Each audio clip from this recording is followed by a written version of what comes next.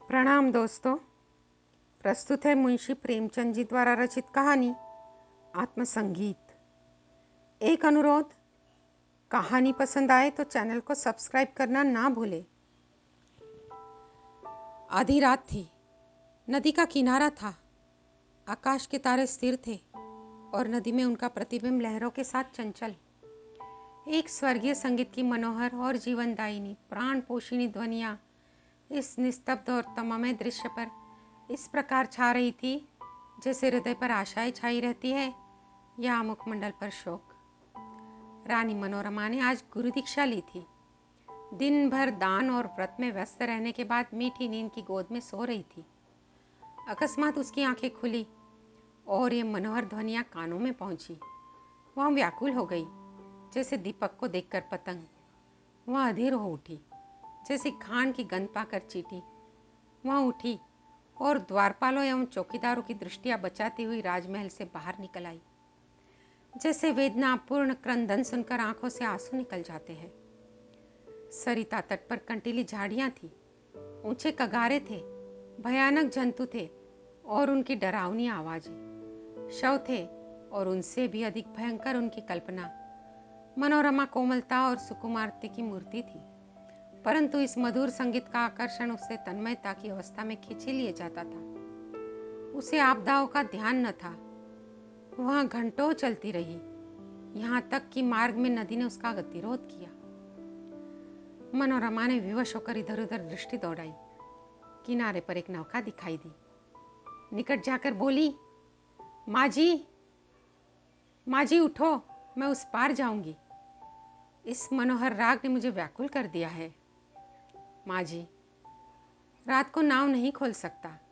हवा तेज है और लहरें डरावनी, जान जोखिम है। मनोरमा, मैं रानी मनोरमा हूँ, नाव खोल दे, मुंह मांगी मजदूरी दूंगी।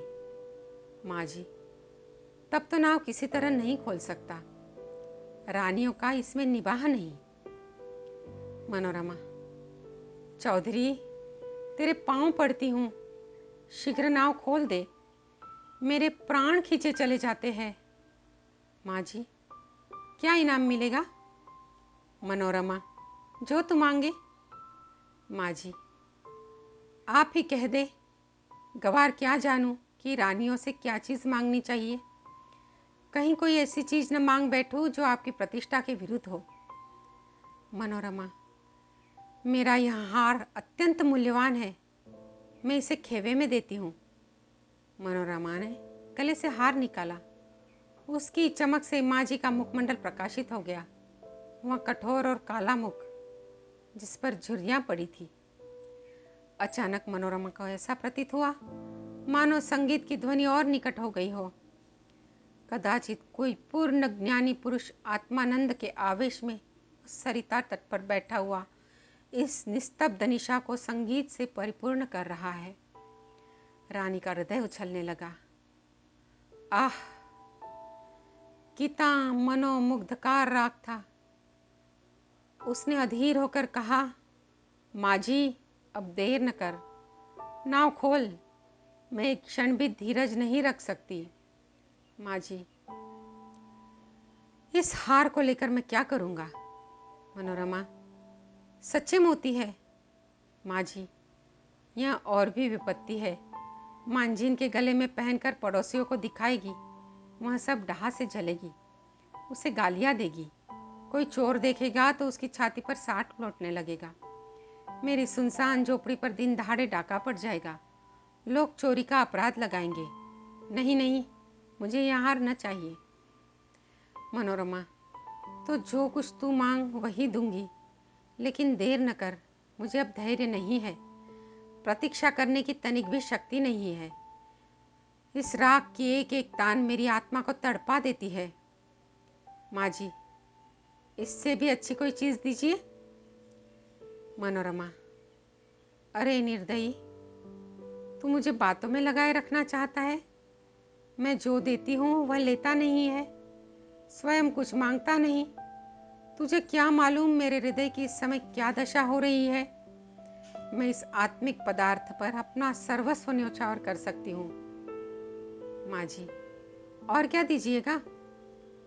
मनोरमा, मेरे पास इससे बहुमूल्य और कोई वस्तु नहीं है, लेकिन तू अभी नाव खोल दे तो प्रतिज्ञा करती हूँ कि तुझे अपना महल दे दूंगी, जिसे देखने के लिए कदाचित तू भी गया होगा।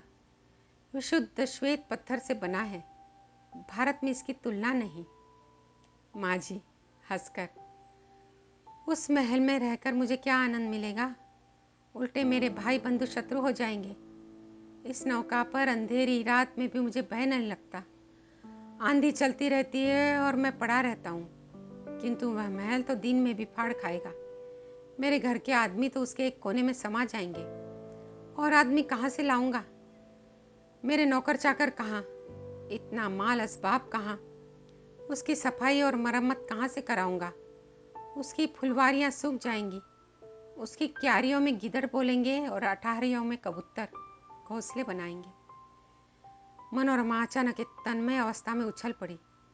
उसे प्रतीत हुआ कि संगीत निकटतम आ गया है। उसकी सुंदरता और आनंद अधिक प्रखर हो गया था। जैसे बत्ती उकसा देने से दीपक अधिक प्रकाशमान हो जाता है। पहले चित्ताकर्षक था तो अब आवेशजनक हो गया था। मनोरमा ने व्याकुल होकर कहा, आह, तू फिर अपने मुंह से क्यों नहीं मांगता तुझे क्या चाहिए? आह, कितना विरागजनक राग है, कितना विह्वल करने वाला। मैं अब तनिक धीरज नहीं धर सकती। पानी उतार में जाने के लिए जितना व्याकुल होता है, श्वास हवा के लिए जितनी विकल होती है, गंध उड़ जाने के लिए जितनी व्याकुल होती है, मैं उस स्वर्गीय संगीत के लिए उतनी व्याकुल हूँ। उस संगीत में कोयल की सी मस्ती है, पपीहे की सी वेदना है, श्यामा की सी विह्वलता है। इसमें झरनों का सा जोर है, आंधी का सा बल। इसमें सब कुछ है जिससे विवेकाग्नि प्रज्वलित होती है, जिससे आत्मा सम्मोहित होती है और अंतःकरण पवित्र होता है। माँ जी, अब एक क्षण का भी विलंब मेरे लिए मृत्यु की यंत्रणा है। शीघ्र नौका खोल। जिस सुमन की यह सुगंध है, जिस दीपक की यह दीप्ति है, उस तक मुझे पहुंचा दे। मैं देख नहीं सकती, इस संगीत का रचयिता निकट ही कहीं बैठा होगा, बहुत निकट। माँ जी, आपका महल मेरे काम का नहीं है, मेरी झोपड़ी इससे कहीं सुहावनी है। मनोरमा, हाय, तो अब तुझे क्या दूं? यह संगीत नहीं है, यह इस सुविशाल क्षेत्र की पवित्रता है। यह समस्त सुमन समूह का सौरभ है, समस्त मधुरताओं की मधुरता की माधुरी है, समस्त अवस्थाओं का सार है। नौका खोल। मैं जब तक जीऊंगी तेरी सेवा करूंगी, तेरे लिए पानी भरूंगी, तेरी झोपड़ी बुहारूंगी। हाँ, मैं तेरे मार्ग के कंकड़ चुनूंगी, तेरे झोपड़ी को फूलों से सजाऊंगी, तेरी मांझिन के पैर मलूंगी। प्यारे मांझी, यदि मेरे पास 100 जाने होती तो मैं इस संगीत के लिए अर्पण कर देती। ईश्वर के लिए मुझे निराश न कर। मेरे धैर्य का अंतिम बिंदु शुष्क हो गया। अब इस चाह में दाह है, अब यह सिर तेरे चरणों में है। यह कहते कहते मनोरमा एक विक्षिप्त की अवस्था में माँ जी के निकट जाकर उसके पैरों में गिर पड़ी। उसे ऐसा प्रतीत हुआ मानो वह संगीत आत्मा पर किसी प्रज्वलित प्रदीप की तरह ज्योति बरसाता हुआ उसकी ओर आ रहा है। उसे रोमांच हो आया, वह मस्त होकर झूमने लगी। ऐसा ज्ञात हुआ कि मैं हवा में उड़ी जाती हूँ। उसे अपने पार्श देश में तारे झिलमिलाते हुए दिखाई देते थे।